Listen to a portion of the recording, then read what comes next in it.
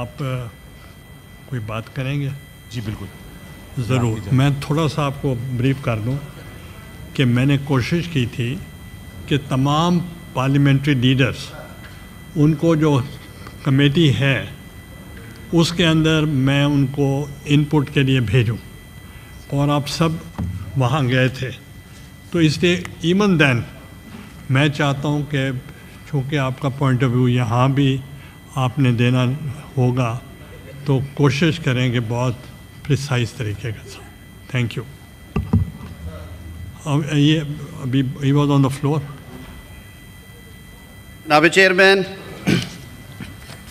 Judicial commission جو ہے وہ اب نامینیشنز کرے گا، کیونکہ جو ماضی میں ہمارے ساتھ ہوا کہ ہم نے اس پارلیمنٹری کمیٹی میں کئی فیصلے 8-0 کے ساتھ کیے، 100% کنسنسس کے ساتھ. اور تکلیف دہ بات یہ ہے کہ وہ فیصلے متعلقہ ہائی کورٹ جہاں کی نامینیشن تھی وہاں پہ چیلنج کیا گیا اس فیصلے کو. 8 پارلیمنٹیرینز کا کنسنسس کا فیصلہ جو ہے وہ ایک جج صاحب نے اٹھا کے پرے پھینک دیا اور حکم دیا گیا کہ آپ یہ اپوائنٹمنٹ کریں. تو اس سارے سلسلے کو بند کرنے کے لیے، ججز اپوائنٹمنٹ میں شفافیت لانے کے لیے ایک جگہ پہ سارے ممبران بیٹھیں گے اور عدلیہ، پارلیمان، ایگزیکٹو اور سٹیک ہولڈرز ایک کمیشن میں بیٹھ کے فیصلے کریں گے میجورٹی ووٹ کے ساتھ. جناب چیئرمین، یہاں پہ نہیں، تقرری کے بعد ہم نے یہ دیکھا، اور یہ شکایت بہت عام ہے کہ بر وقت انصاف نہیں ملتا، تاریخیں دی جاتی ہیں، لیفٹ اوور ہوتے ہیں. عمر قید اور سزائے موت کی اپیلیں 8-8 سال جو ہیں وہ ہائی کورٹس میں پڑی رہتی ہیں. سول دیوانی مقدمات 14-14، 20-20، 25-25 سال پینڈنگ رہتے ہیں ہائی کورٹس میں. اسی وجہ سے شاید جو ہمارا رینکنگ ہے انٹرنیشنل، اس میں ہماری عدلیہ کا نمبر بہت نیچے ہے. میں مینشن نہیں کروں گا. ایک میکنزم انٹروڈیوس کروایا گیا کہ جوڈیشل کمیشن آف پاکستان، جس کے پاس ججز کو اپوائنٹ کرنے کی سفارش کا اختیار ہے، اسے ان کی ایویلویشن، پرفارمنس ایویلویشن کا بھی اختیار ہونا چاہیے. اور آفٹر کنفرمیشن ہائی کورٹس کے جو جج صاحبان جو کام ان کو تفویض کیا جاتا ہے، جو ان کی آئینی اور سرکاری ذمہ داری ہے، ہونا چاہیے جس طرح دیگر سروسز میں ہے. تو اس کے لیے اسی جوڈیشل کمیشن آف پاکستان کو یہ اختیار دیا گیا کہ وہ ایک یونیفارم سٹینڈرڈ وضع کریں اپنے رولز کے ذریعے، اور اس کے تحت ایویلویشن کی جائے. اور اگر کوئی جج صاحبان ایسے ہیں جن کی پرفارمنس کے حوالے سے، ایفیشنسی کے حوالے سے ایشوز ہیں، وہ رپورٹ کرے کمیشن سپریم جوڈیشل کونسل کو، جو کہ ججز کے احتساب کا ادارہ ہے. جناب چیئرمین، اس کے علاوہ جوڈیشل کمیشن آف پاکستان ہی جو نیا اس میں انٹروڈیوس کروایا جا رہا ہے آئینی بینچز کا جو نامینیشن ہے، جو تقرر ہے سپریم کورٹ آف پاکستان کے اندر، وہ بھی جوڈیشل کمیشن آف پاکستان کرے گا، تاکہ یہ جو ایک ایسا فنکشن ہے جو ہم سمجھتے ہیں کہ وہ ادارے کے اندر ہونا چاہیے، وہ فنکشن وہیں پہ ڈسچارج ہو. آئینی عدالت سے یہ معاملہ شروع ہوا سر 2006 کے چارٹر آف ڈیموکریسی میں. میجر پولیٹیکل پارٹیز نے اس پہ دستخط کیے.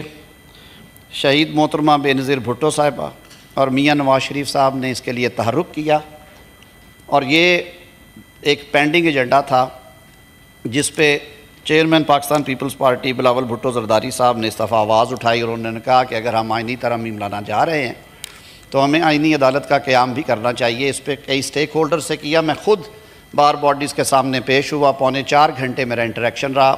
ان سے تجاویز مانگی، ایک ان کی کمیٹی بنی. انہوں نے کہا کہ آپ بنا لیں.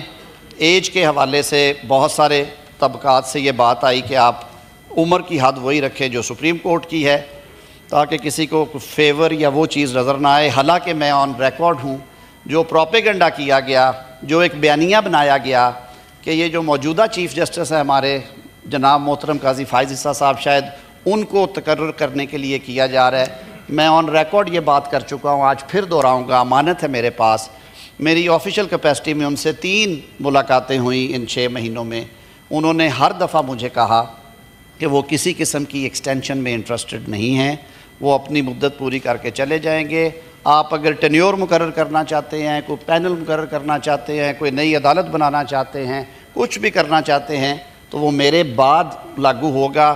میں ایکسٹینشن کے حوالے سے، ٹینیور والی ایکسٹینشن کے حوالے سے میں اس میں انٹرسٹڈ نہیں ہوں۔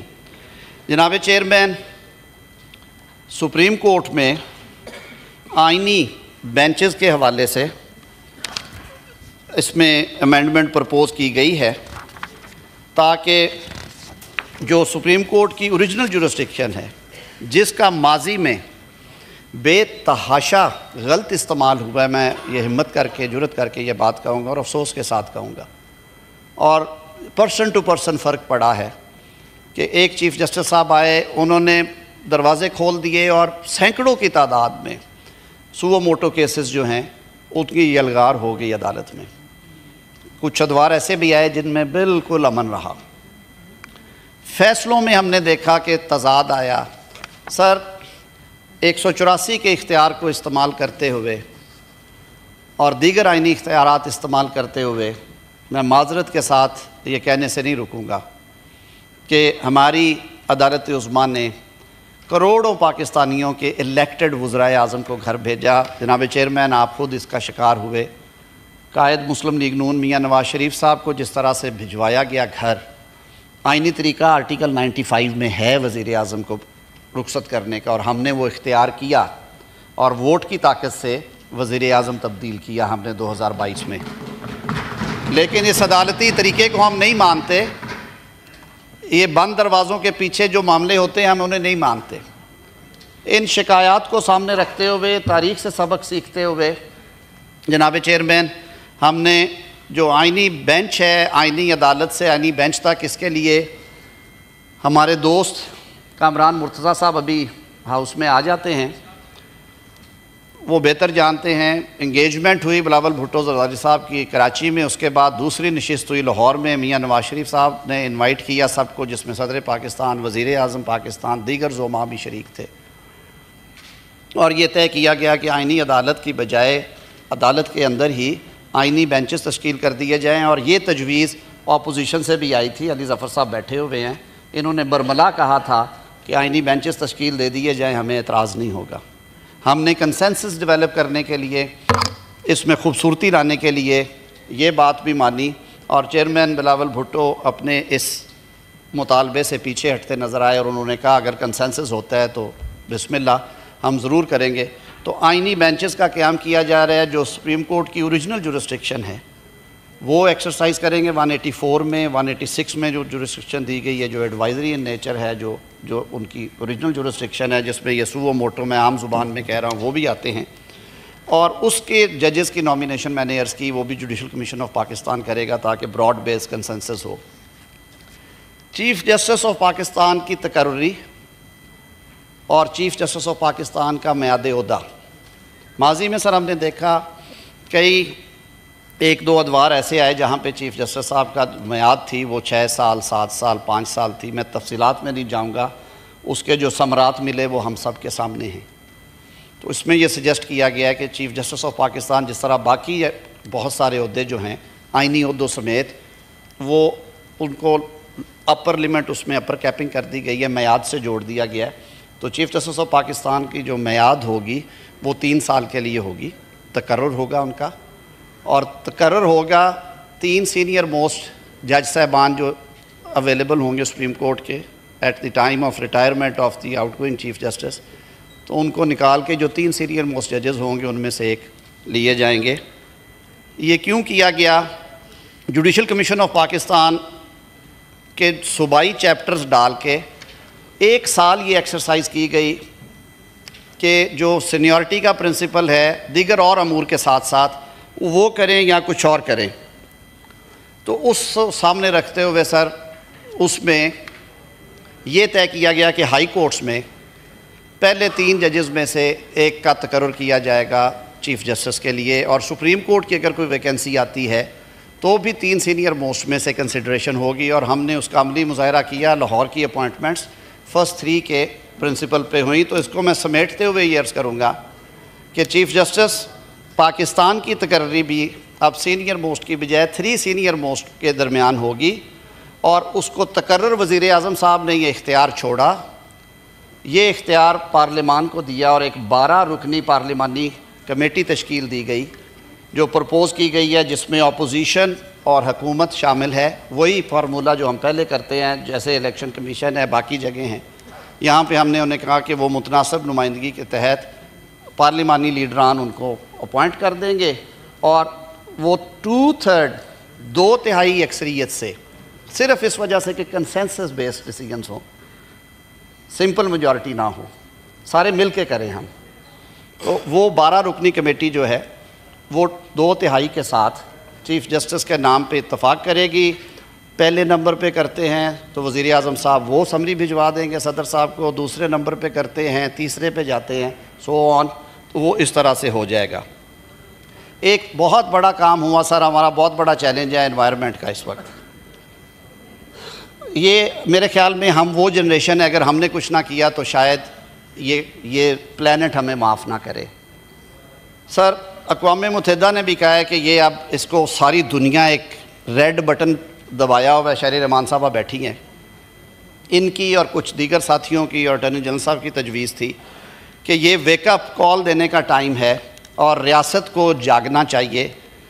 جناب چیئرمین 9A آرٹیکل کا اضافہ کیا گیا ہے، اور یہ فنڈامنٹل رائٹ کے طور پہ اس کو اکنالج کیا گیا ہے کہ جو every person shall be entitled to a clean, healthy and sustainable environment. یہ ایک بہت بڑا قدم ہے۔ اس کے بعد وفاقی اور صوبائی حکومتیں جو ہیں وہ آگے بڑھیں گی، اور ہمیں امید ہے کہ ہم ان چیلنجز سے نمٹنے کے لیے اپنا کردار ادا کریں گے۔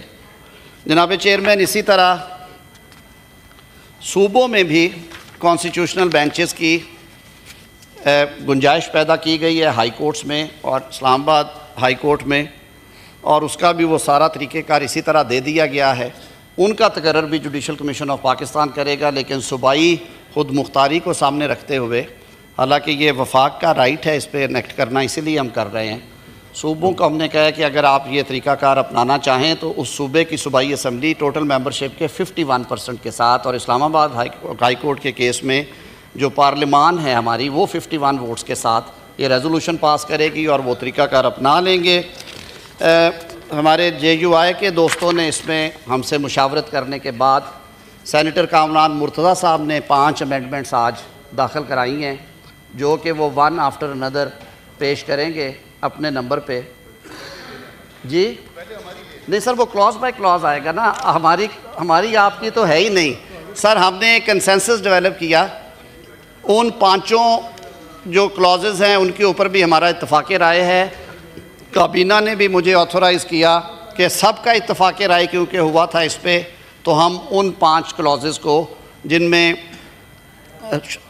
وفاقی شرعی عدالت کے حوالے سے ہے، اسلامی نظریاتی کونسل کے حوالے سے ہیں امینڈمنٹس، جو وہ پیچھے فیصلہ آیا اسلامی جو فیڈرل شریعت کورٹ کا، اس میں ربا کے حوالے سے، تو وہ کامران مرتضیٰ صاحب کی کلازز ہیں 5، اس پہ ہمارا یہ اتفاق ہے کہ ہم اس کو سپورٹ کریں گے۔